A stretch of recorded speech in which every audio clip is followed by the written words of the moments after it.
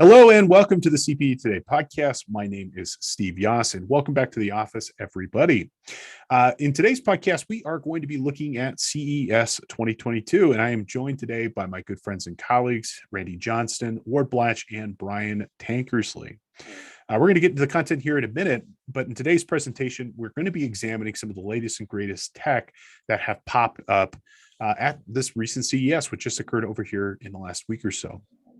We did a similar conversation about a year ago for CES 2021, where we looked at 2021's latest and greatest tech, and it's still a lot of great things in that presentation are still matriculating and making their way here today. And if you enjoyed our presentation, please make sure you go ahead and check out the first edition of this on cpetoday.com. As a reminder, our conversation podcast today is eligible for CPE credit. If you are a financial professional and you'd like to get credit for today's class, you can go ahead and do so. After watching or listening, head on over to cpetoday.com. Our course code today is CES1. You'll complete a 5-question quick quiz and then earn a certificate for your attendance here today. In fact, if you're a new listener or watcher to the CPE Today podcast, you can get a credit for free on us. Pick whatever class you'd like, maybe this class or something else, and use coupon code ONEFREEPODCAST at checkout for a free podcast credit of your choosing. All righty, without further ado, let's just go ahead and dive right into our presentation material. If you're interested in learning more about the actual presenters here, please check out the associated learning materials to learn more about Randy, Ward, Brian, or myself. But Randy, why don't we go ahead and flip it over to you and introduce yourself, and why don't you go ahead and talk a little bit about where CES was this year and what it is for this particular show and its impact. Well, thank you, Steve. And it's so good to be back with you and my other friends, Ward and Brian. It's been a year since we did our last CES podcast for CPE Today. Consumer Electronic Show this year was held January 3 through 7, and it was in both Las Vegas and held virtually because of the pandemic Omicron spread.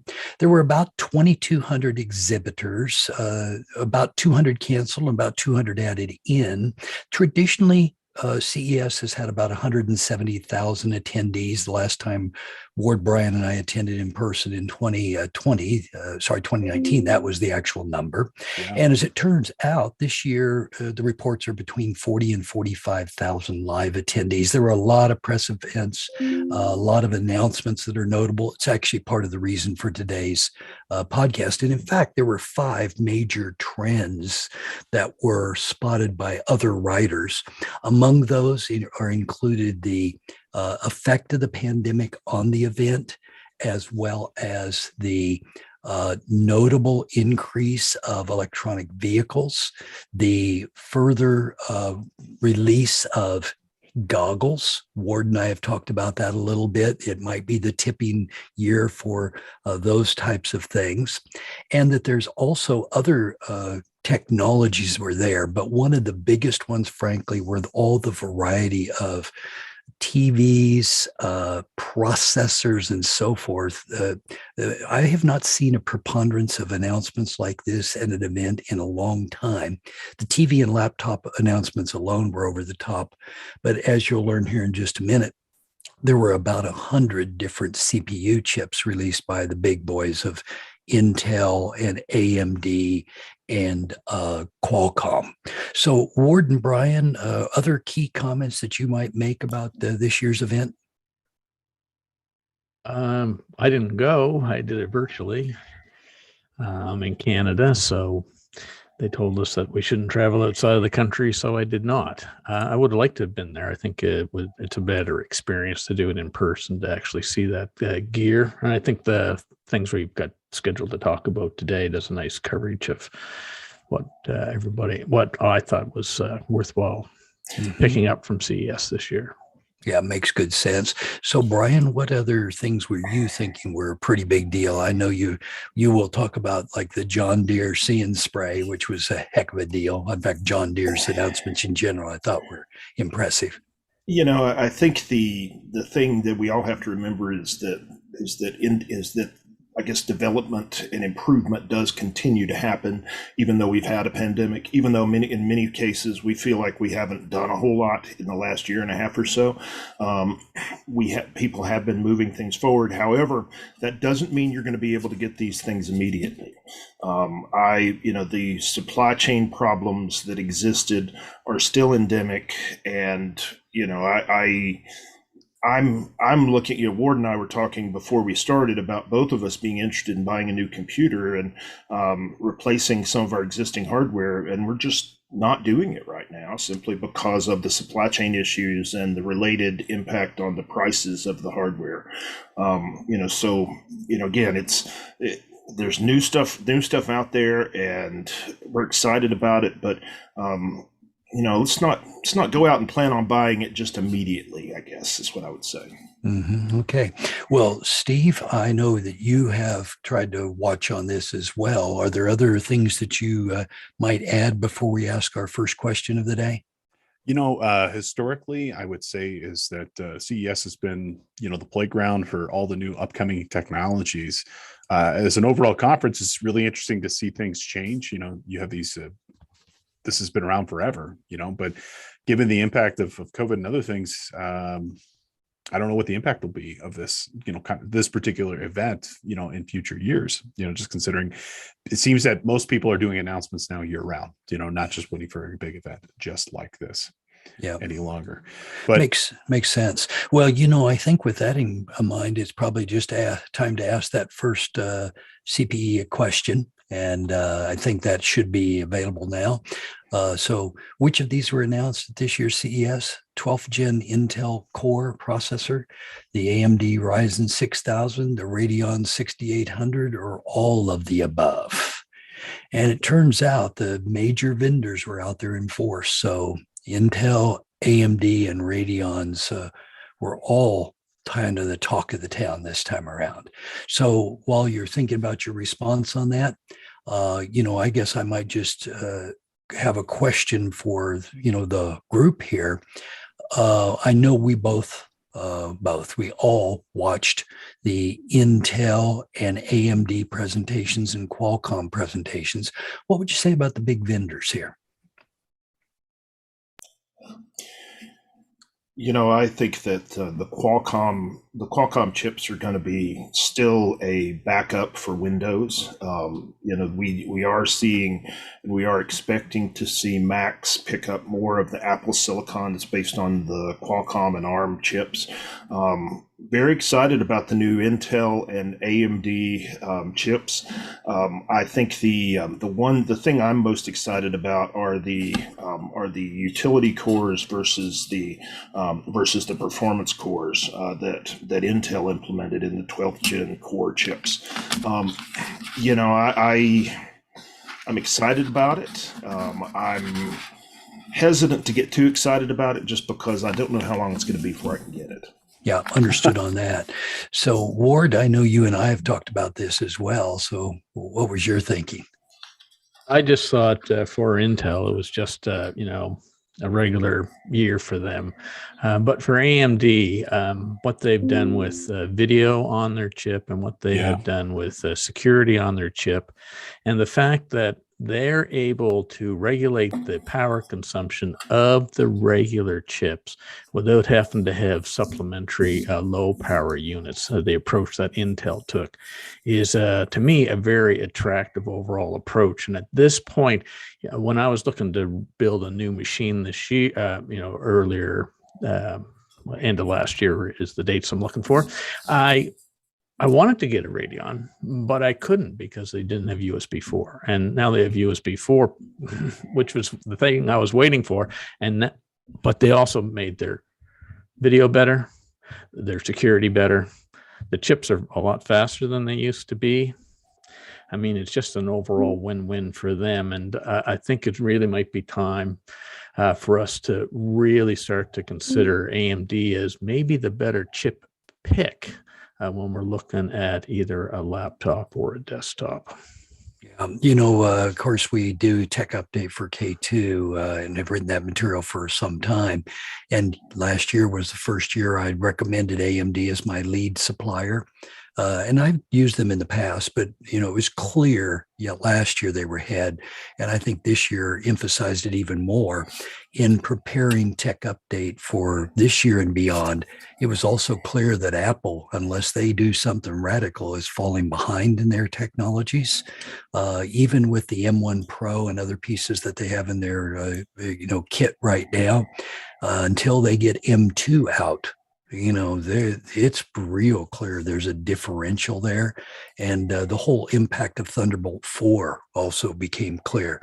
So, it looks like the correct answer on this is all of the above, by the way. So I think most of you have come in that, 12th gen cores and AMD's Ryzen 6000 and Radeons all came into play. But Ward, you have your list. And that's what we actually decided to try to do, was put together a few lists along the way of what really works. So do you mind speaking to a few of your items? And I know we've got a few pictures to support some of this, but I think we've got our big list kind of in play. Yeah, okay. The first one there is that ThinkBook 13X, and it's a great looking notebook. But the thing that I found impressive about it was it has actually little pins on the bottom of it that go on a charging plate. And it just looks like a little strip that goes on your desk. What I like about it's in that shot that's on the screen there now behind the item on the right. It also has a QI charging plate on it. If you think about what you need to plug into a computer today, it's really just power. We have wireless networks, we have wireless mice, we have wireless keyboards, we have wireless printers, we have wireless monitors. So this means that you would walk into your office or, I think really nice, in a boardroom, no wires, just set the thing down. Sure. And you've got your power and everything's ready to go. The next one on my list is the ViewSonic 17-inch portable gaming monitor. It's still a 1080p monitor. What I liked about it, though, was that nice size 17-inch. They still have their 15.6, they call it the 16-inch portable display, which I still am very keen on. And the big one with that, of course, is the touch capabilities. I think it'd be a very inexpensive way for us to get digital ink capabilities, even in a desktop configuration. So a great solution there. The next one on my list is the Shokz. I've been using these for several years now. I find they're great out for a walk or a bike ride. They are bone transfer of sound. And so there's nothing in your ear. I find them far more comfortable than something like I have on here What's today. the sound quality like on that, Ward? So that's the big thing on the new announcement. There's the Open Run Pro, significant improvement in audio. In fact, you may even want to listen to music on them now. For me, I listen primarily to podcasts. So good man. A case of where you'd like to have been able to actually put them on and listen to music at CES. But worthwhile to look at. They also introduced the Open Com, which is open ear set with a boom mic on it, which would make a big improvement. The other next item on my list is the Mini Stack STX. This is a really interesting docking station. In addition to providing the docking station capabilities, it also gives you space to put in 2 hard drives, a standard SSD and an NVMe drive.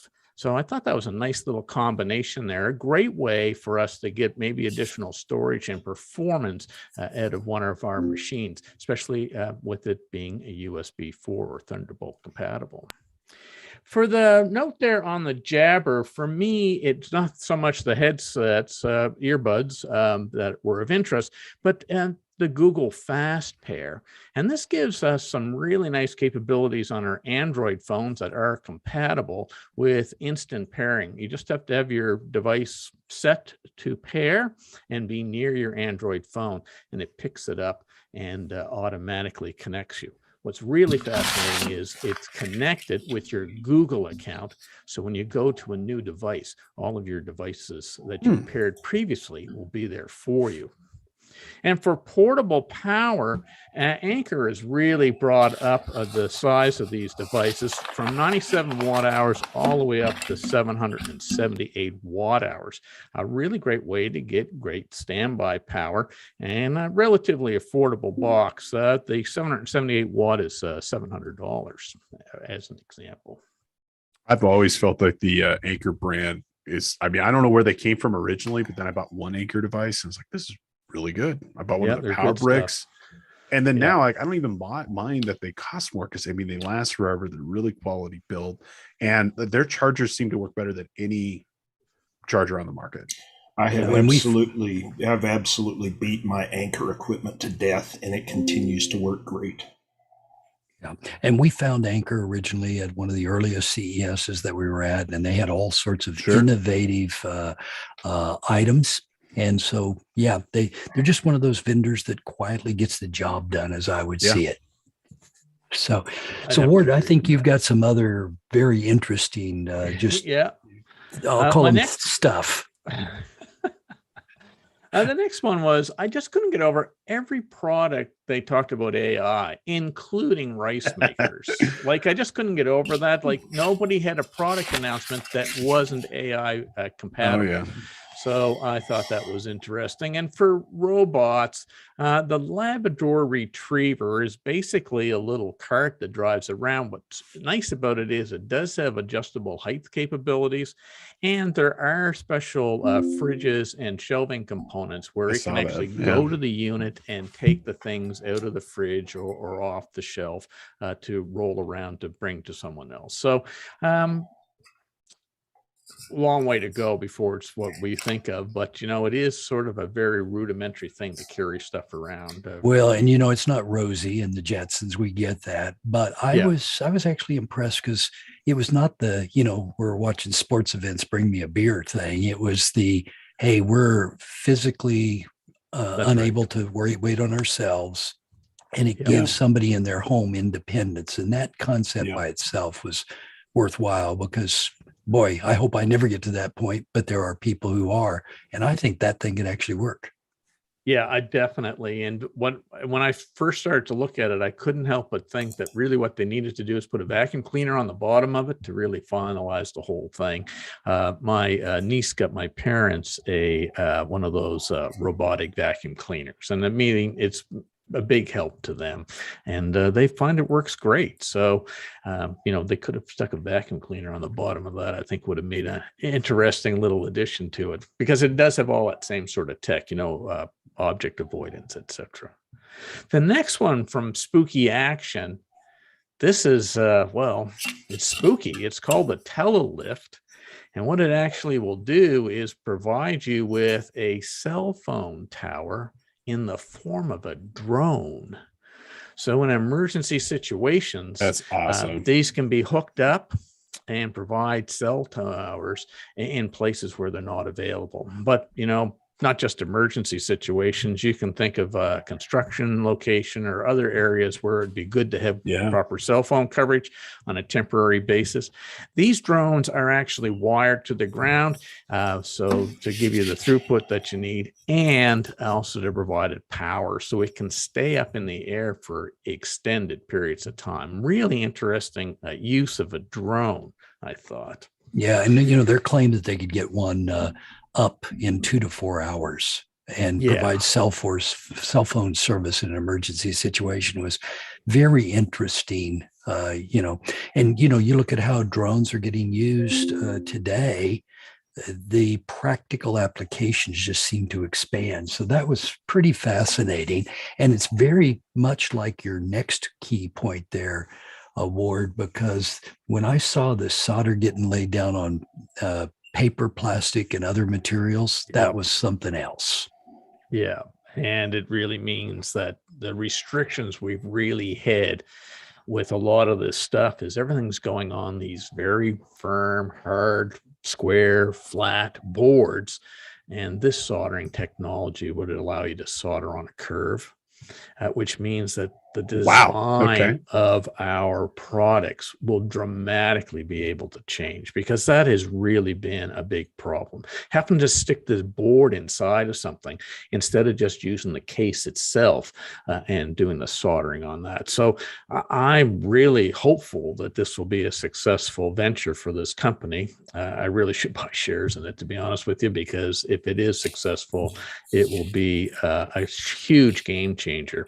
If you think of every product that has a board in it now, the board could be removed and it done right on the casing. Yeah, and the Pulse Forge guys, when they were demonstrating that, it was amazing how much flexibility it had, and how the contacts worked to light the LEDs. And so, I mean, it was a technical demonstration that was almost as good, Brian, as the one we saw a few years back, where they had panels that plugged together, in the gigahertz range to, that was a fantastic technical demonstration. This one was equally as fantastic this year. Yeah. I think it is a game changer, because we've really been stuck soldering the same way for as long as I can remember. Sure.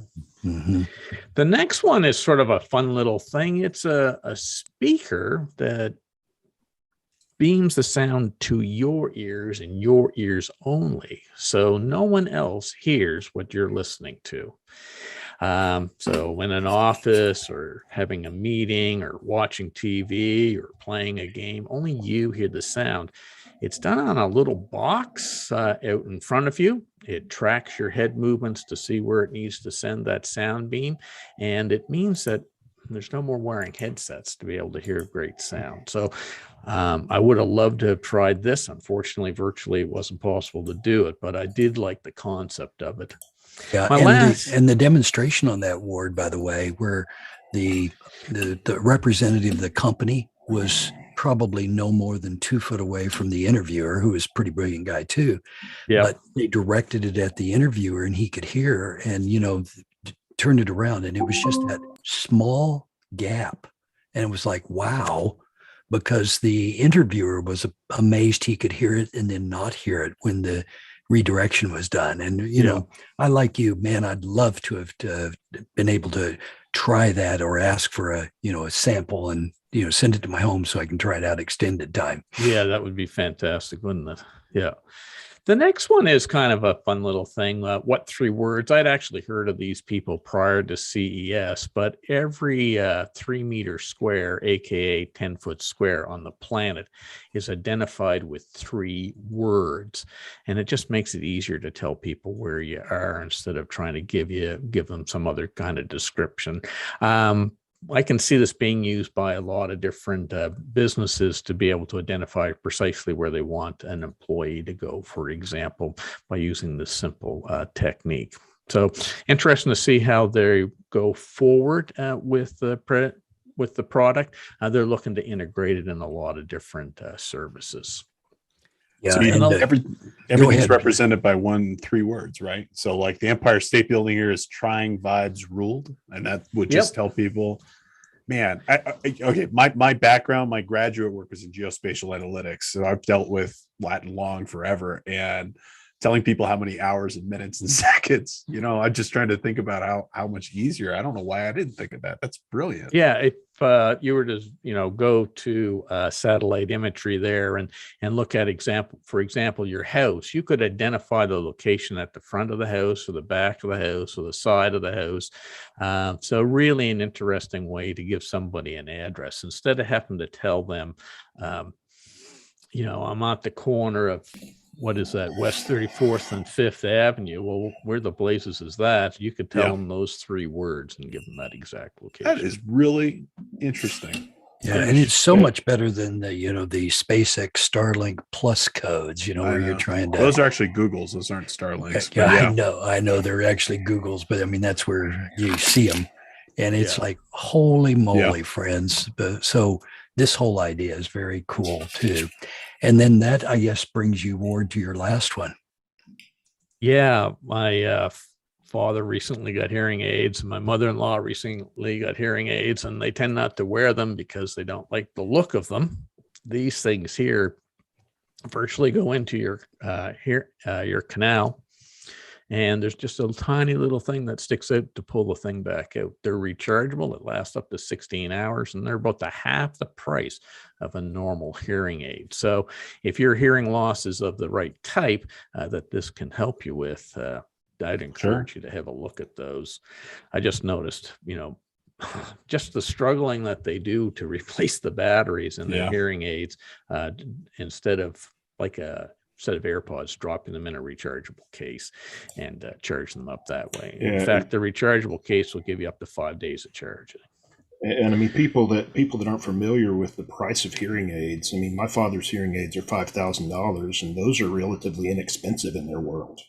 And it's not covered by most Medicare plans. So it's a pretty significant amount of coin. Yeah. So these are $1,500 to $3,000. Yeah, exactly. It's a great deal. When you compare the big boys, which Brian and I in prior CES trips have spent time with a client of mine, Oticon out of Denmark, which makes beautiful hearing aids, or their major competitor, Siemens, those two, big companies have done a lot of work on hearing aids and Bluetooth enablement of the phone and adjustments and so forth. And the audiologists are brilliant people. I've learned a lot hanging around with them, but this one attracted me too. And gosh, it might be because anytime now, I could be a candidate, you know what they say. All right. Well, it's probably time for us to maybe consider getting in another question there, Steve, so you can kind of control that. We haven't talked about the computers yet at this point, but the question is maybe a little tricky. Which of these were new this year? The Lenovo ThinkBook Plus Gen 3, the HP Elite Dragonfly Chromebook, the Dell XPS 13, or the ViewSonic 15-inch portable monitor? Now, we're going to go into a section here where we talk about a lot of this computer gear, but all of these sound fairly innovative, but it turns out there's only one right answer in this particular case. So, we're going to talk about the various devices that we each liked, and we'll hit my list next, as it turns out. But, Ward, I'm going to put you on the spot first, and then we'll kind of go around the horn and let the other guys speak up as well. But, you've told us that you really like the 13X and so forth, but did you have a particular computer that just lit your clock here for CES? I'm not sure I'd ever buy one, but it was the Asus ZenBook 17 Fold.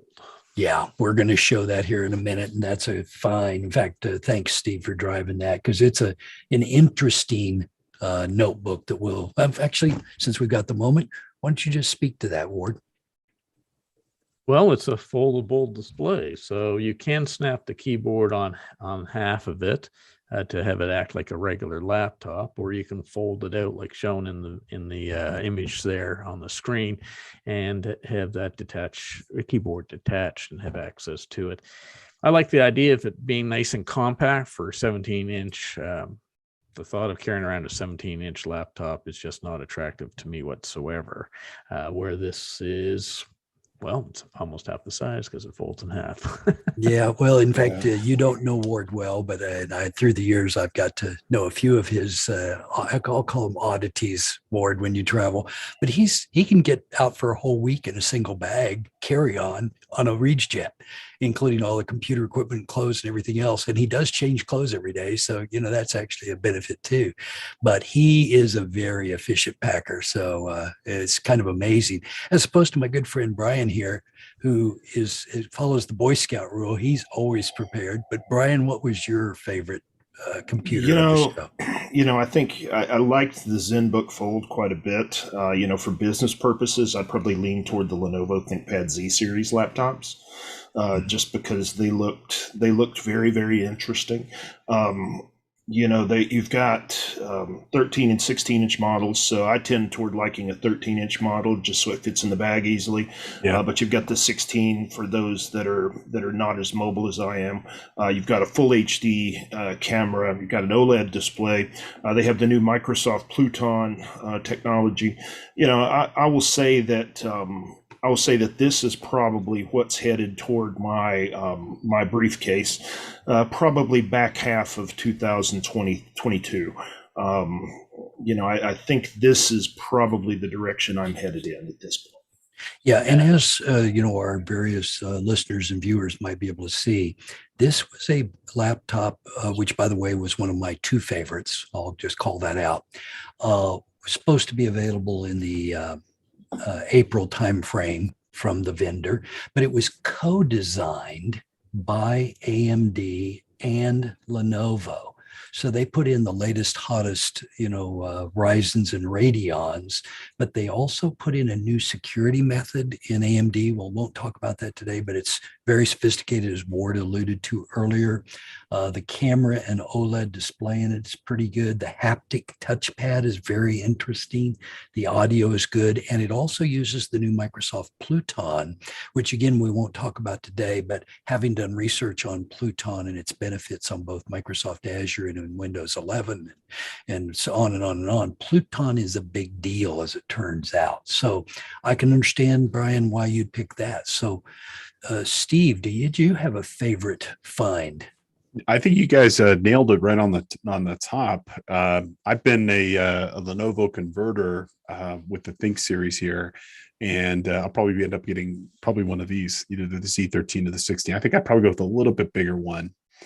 One of the things I will point out that is really important to know is these computers are not just lightweight duty machines. I mean, some of these newer Lenovo, they have up to 128 gigabytes of memory on a notebook computer now, which is just incredible if you think about just where we started and where we are today.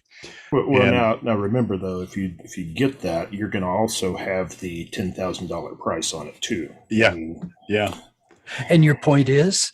I just looked. The cheapest one you can get is $3,900, but they average about $6,000 for a laptop, which is incredible. But just saying, the fact they could fit that all into something that's an inch thick and weighs 4 pounds is incredible. It's just very optimistic on where this technology is going to go in the future. But for me, I'm going to say I'm sold on the AMD processors. I think that's definitely the way to go. Well, and the thing there, Steve, that you're trying to point out, which again, we're not showing performance stats and all that today, that darn Z13 or Z16 will outperform most people's desktops today. Yep. Even on the high-end desktops, which is phenomenal.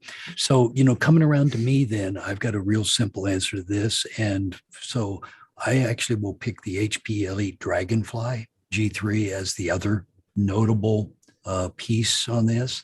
If you really want to stay in the Intel family, it complies with the new Evo standard. It's a 12th gen Intel processor. And of course, it has, a very interesting configuration of SSDs and NVMe drives. Plus, it's got all the latest Wi-Fi 6E and Bluetooth Low Energy, and it can do 5G connections. Plus, it has 2 Thunderbolt 4 ports. And in my mind, the Thunderbolt 4 is a superset of all Bluetooth technology and so forth. So that has some advantages. The other thing that's interesting to note is the 16:9 format standard, which has been around for quite a while from the 4:3. A lot of vendors converted to 16:10s, including the Lenovo that we were just looking at and this G3 and so forth. So the screen sizes, they's a changing, and it's a little subtle thing, but we're going to go from 16:9 to maybe 16:10 is what it seems like a lot of the vendors are doing. And you guys fix me if I'm wrong on that. But the other thing I like about this is the brightness. The 1000 nit brightness is attractive. And, laptops, we through the years, we've taught people to, look for 400 and then 500 nit brightness. And now you can get 1000 nits in these laptops, which is a pretty big deal. So, when I'm weighing it out, we're going to have to see how that all plays out. But this product is also scheduled to ship in the April timeframe. And Brian is correct that it's a bit of an issue to know what the supply chain is going to look like. So I guess to make sure that we've got this right, we should close up that poll question, which has been open. Which of these were new? Well, it turns out the only one that was truly new was the Lenovo ThinkBook Plus Gen 3.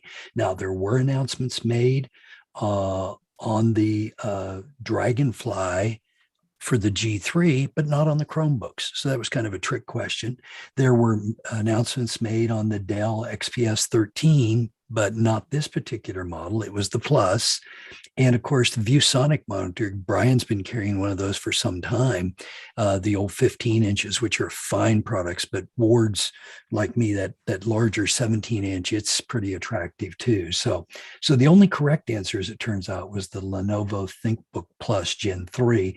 And Steve, I appreciate you bringing up those top portable computers, because the Asus ROGs were all quite good. We've talked about the Fold a little bit, but the Alienware machine I dug through over the weekend and prep for our time for today's podcast. I mean, you could take any of the 10 on this list and you'd have a good day. Well, perhaps the thing to do here is maybe just spend a moment then and, come back over to my list for just a minute. We've got Brian's list to get through, and I know our time is going to be tight, so I'm going to go fairly quick on mine. Vuzix released digital glasses for a computer screen. Now, Lenovo did a similar release last year, and these seem to be heads up display, large monitor class product. Like Ward said earlier, I'd like to use these for a few weeks and see if they really play out like we expect they will. Both Ward and I were attracted to the big ViewSonic gaming monitor. It's worth a peek at the Odyssey Arc. One thing that I have not been able to determine for sure is the interface standards, because I'm really looking for a Thunderbolt 4 monitor. But the arc in this thing is very aggressive. And you could think about, because they are rotatable, putting these on a desk and standing the two up vertically. So you'd have two monitors kind of looking down at you, kind of a hooded effect. But, the monitor itself with the 55-inch length is a very strong curve. So on a big desk by itself, it's actually pretty attractive. So don't be afraid of that type of monitor. Of course, I've already mentioned the Evo platform in the context of the Dragonfly. Intel changed the way that they recommend things go together with the Evo piece, and that includes the new 6E and noise suppression for audio and using 12th gen processors. And of course, Intel introduced their graphics family, the Arc, and they have 4 generations of Arc in the pipeline already. But I think they're playing catch up right now with AMD. Yeah. So that would be, one thing I'd be concerned about there. But the Evo thinking is a very corporate standardization type of methodology. And of course, a number of the products that we're talking about are, ARC based, but hands down, the AMD CPUs and graphics cards, the Radeons, those are absolutely the winners when it comes to processors. But another piece that I really liked was the Samsung Freestyle. The Freestyle is a portable projector. It's really intended to be used, wherever, including the demonstrations where they had it on outdoor camper projections, like you might do a movie night in the neighborhood, or, Steve out in your RV as you're going around the country, that type of deal. But it's less than 2-pound projector. It'll run movie length off of a single battery, which is optional. 1080p, it's got a rotating piece. It's a little hard to see in that picture, but it basically can be tilted 180 degrees any direction along the way. Another piece that's interesting is maybe it's gimmicky, is the TP-Link wireless access point. The antenna basically will focus on the direction where signal's coming from, so one could think about that. And then last but not least probably was some of the EV announcements, the Silverado trucks, the updates in the BrightDrop family, which we'd talked about through last year's presentations. It's kind of a big deal. Plus, The BMW Flow basically has a paint that can be changed on demand. So the paint is continuously adjustable. So there's not a question of what color do you want your car. It's what color do you want your car today, because the thing is dynamically changeable with an e-ink type of approach. But just as interesting was the Sony Vision SO2. That's the second generation of the Sony car, currently on the roadways in Europe. So they are testing that at great length right now. And but the Silverado truck, I actually brought my wife in to make sure she could see it, because it was her color of blue in the demonstrations. And I said, here's just the truck you need, dear, a full electric truck that'll do 400 miles on a charge and all that. I'm sure that's in her future. It's interesting. It's interesting, the 400-mile vehicles, because my gas vehicle doesn't do 400 miles on a tank of gas. Yeah. And, the other thing I liked was the 10 or 12 plugins that you can run, AC powered tools off the truck, and you can charge another EV from the truck. And frankly, the work truck, which is available later in the year at $37,000. That's pretty good. That's a pretty fair price for a bloody truck. And then the towing capacities and all the other things that go with it. Yeah. And that is a question, because actually, to Brian's point, we've got a picture for you to see of the supply chain problems. And, this was obviously an illustration of what the heck is going on. But Brian, I don't want to take away from you, because you've got a list and explanation too. Yeah, so this is the Kentucky Speedway's parking lot. And so they've actually got it full of trucks where they don't have the adequate chips to finish them. So there was a significant earthquake, it was a fire, that occurred in Southeast Asia at one of the foundries that makes most of the chips that are used in the automotive industry. And as a result, people just had to stop making vehicles. And it wasn't very early this year that Ford had to just stop making the electric Mustangs, even though there was huge demand for it. I know that my 2019 4Runner is worth more than I paid for it now, because even though I've been driving it, because the supply and demand is so out of whack for used versus new vehicles at this point. Yeah. So it's interesting times for sure. It is. And in fact, the lead time, Brian, you and I have talked about on the chips, because it's pretty clear that the lead time problems are not going to be remedied anytime soon. In fact, some of the presenters suggest 2025 for the foundries to come online. So what the press is saying about the chip things getting resolved here in 2022, I don't think that's so. No. As granddaughter Aurora would say, that not be the plan. No, I mean, when you look at this, you can see that from October 2020 to September of 2021, we basically doubled the lead time in weeks, from 11 to about 22.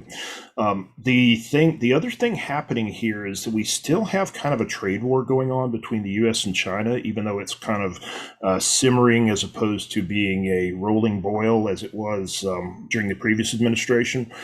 So as a result, more of the fabs are being built outside of China, which is creating all kinds of political risks surrounding this as well. So it's very interesting to see how this stuff's going to come out. But I have a device in my home network that's a home email server. And I had a 1-year delay on it because there were a few chips that they just couldn't get, and they couldn't get manufactured. And so I had paid for it in advance, and I was sitting there waiting, and it was more than a year late past the due date. So interesting Brian, times. It is. And I know your list is very interesting too, because you've got a different take on this than Ward and I had. Yeah. So yeah, and here's my list. The thing I would say about it first off is that there are new Intel and AMD chips, and I always tell people to try to stick with the latest generation or the immediately previous generation at the absolute minimum here. Okay. So if you're going to buy a new computer, at this point you're looking at 12th or 11th gen Intel or 6th or 5th gen AMD as you're thinking about it in here, and I think that's that's still good advice for most folks. Wi-Fi 6E is starting to make its appearance, and so it is out, but it is still bleeding edge. One of the things I found interesting that Randy shared in our podcast we do for CPA Practice Advisor was that Dell doesn't put new features on their enterprise lines until about a year after it's actually come out, so they can work out all the kinks and everything in it. And so I think the consumer and gaming market is going to lead with Wi-Fi 6E, but it's going to be a while before this stuff's ready. So my ubiquity that I'm looking for, I'd be surprised if it's available any earlier than the 1st of 2023. For a Wi-Fi 6E in my ubiquity world. The next thing I've got here is I've actually got a slide on this. If you could launch it, Stephen, and it's the John Deere See and Spray technology. So this is a technology that uses video, and you can actually mute this if you don't mind. It's just got some instrumental music in the background, but just go ahead and start it. It's about a minute and a half. And again, just mute it. But the idea behind this is that we individually apply pesticides on an exception basis. So in the past, we used to apply pesticides to the entire field in a uniform fashion. In this now, we're using cameras to go in and spray, and so that the cameras can actually identify specific weeds. So we can.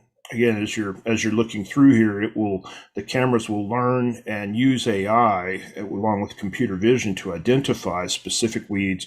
Here's one called pigweed, and so then it will target those things with the proper amount of individually applied pesticide, as opposed to having to spray the entire field.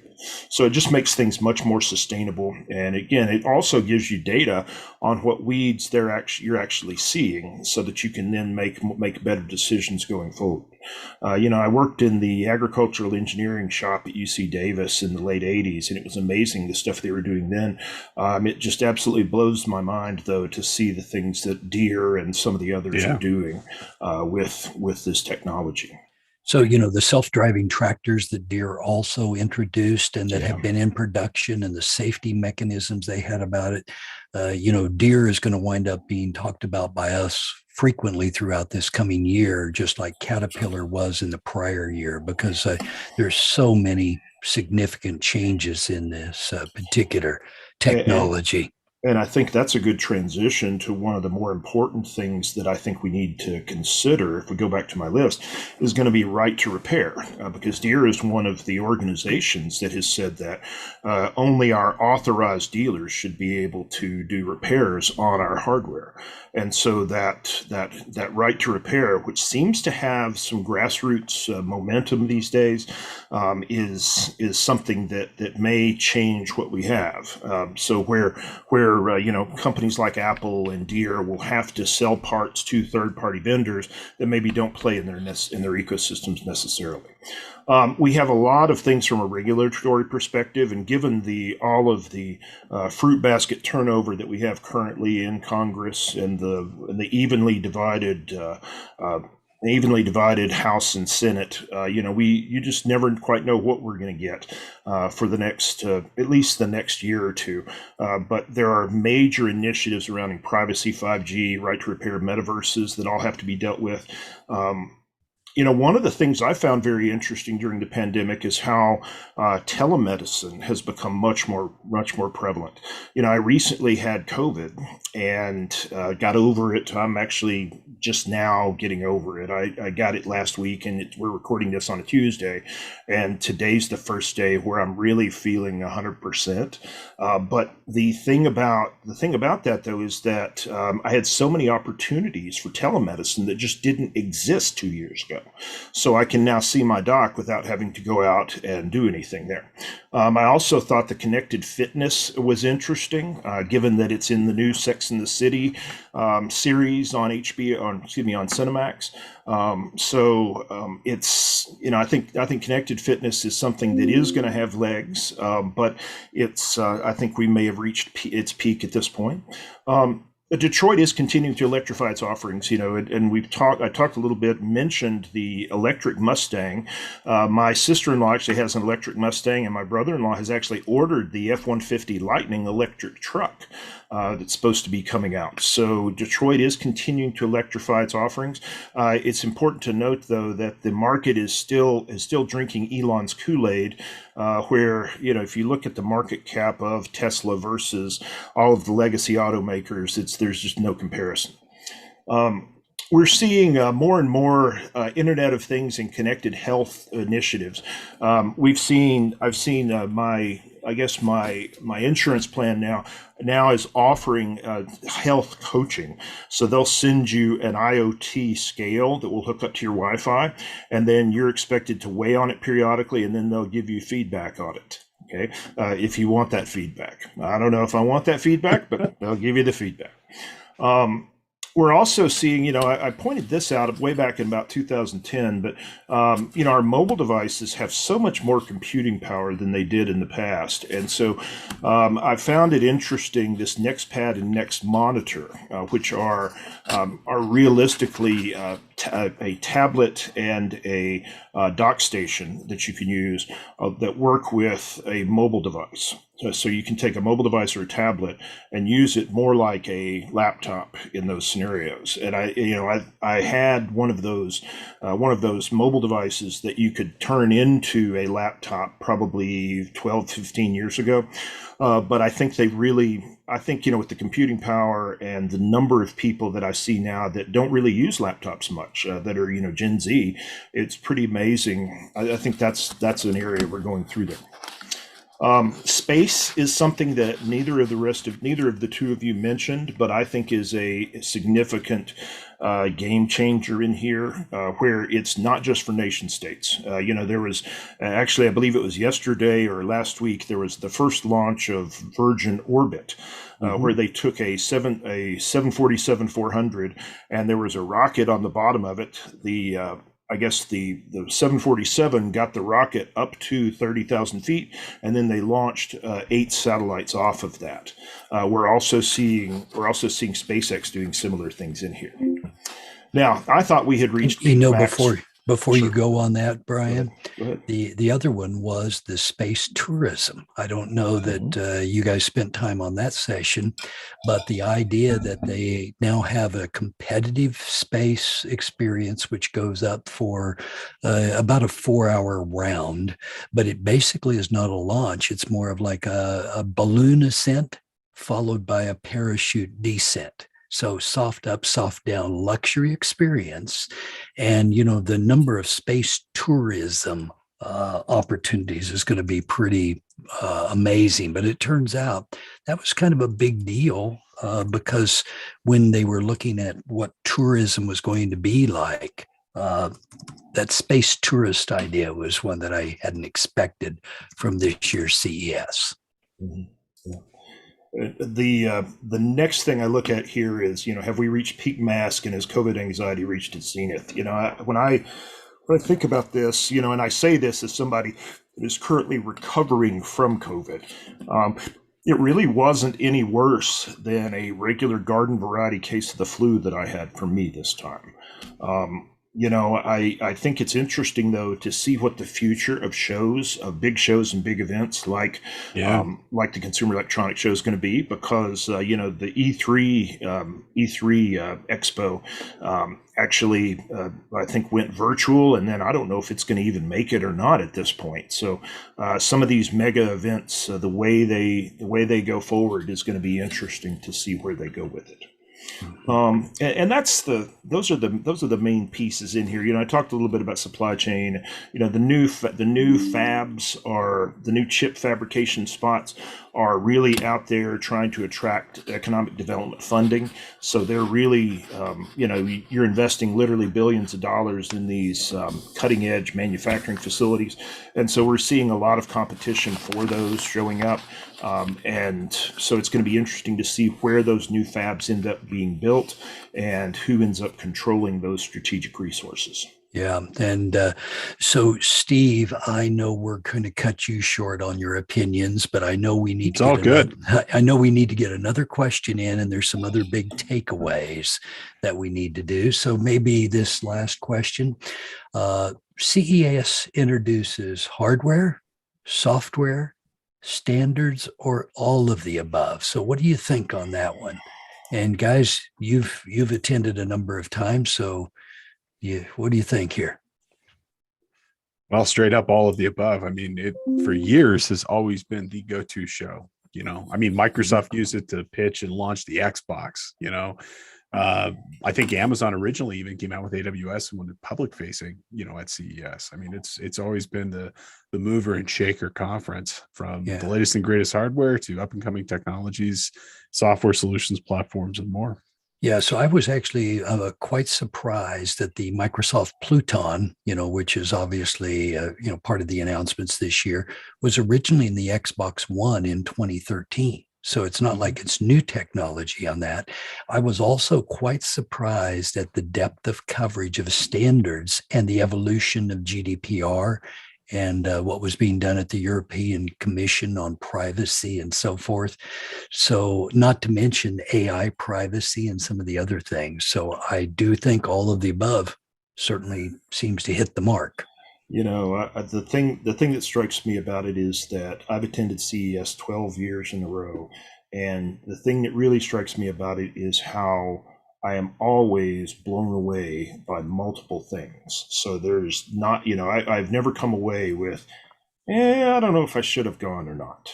I always come away with lots of good information and knowledge, and seeing things certainly face to face that you just wouldn't get to see otherwise. Well, so the other big takeaways here really drive this, because I think something I learned about myself this year was how fast the gaming industry had advanced, with over 1 billion users of games across the planet. And also the depth of cryptocurrency and blockchain, because, as I watched the sessions on crypto, it was like, I think I may not know as much as I thought I did about this. And, the way non-fungible tokens and, blah, blah. I mean, there was just so much.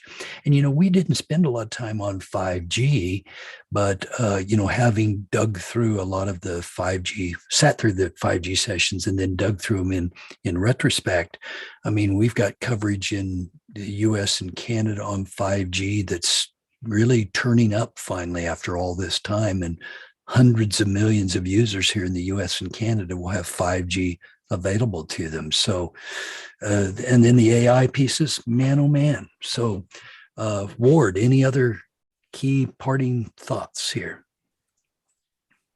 I was surprised, first of all, about self-driving vehicles, like on our roads, how much they are going to rely on 5G, now that you've mentioned 5G. Huge. So that's an interesting little dilemma, to get 5G coverage suitable to allow the car to drive by itself. I mean, a lot of their examples were on rural roads where there are no lines paved on the pavement. Well, I'm lucky to get cell phone coverage, that alone 5G coverage. So I think we have to figure out how that's going to work better. There's, some great 5G technology there, but we got to get it full coverage for it to be effective for something like EV. And the other thing is, with EV cars and self-driving, is I cannot get over how some vendors, let's pick on Chev and their truck, how that interior looks exactly the same as the interior of a truck you sat in today, only somebody took a tablet and just shoved it on the dash. I agree. Maybe it's got a hot glue gun to put it on there with, and I'm just not quite sure why they're not integrating it much better. For example, the EV dashboard in the Mercedes vehicles. I mean, that's a beautiful looking dashboard. Yes, it still has a little bump because it's a big screen, but it's integrated much nicer. And Also, Mercedes is talking about 1,000-kilometer on a charge. For those that don't know what a kilometer is, that's about 600 miles. That is really an acceptable distance.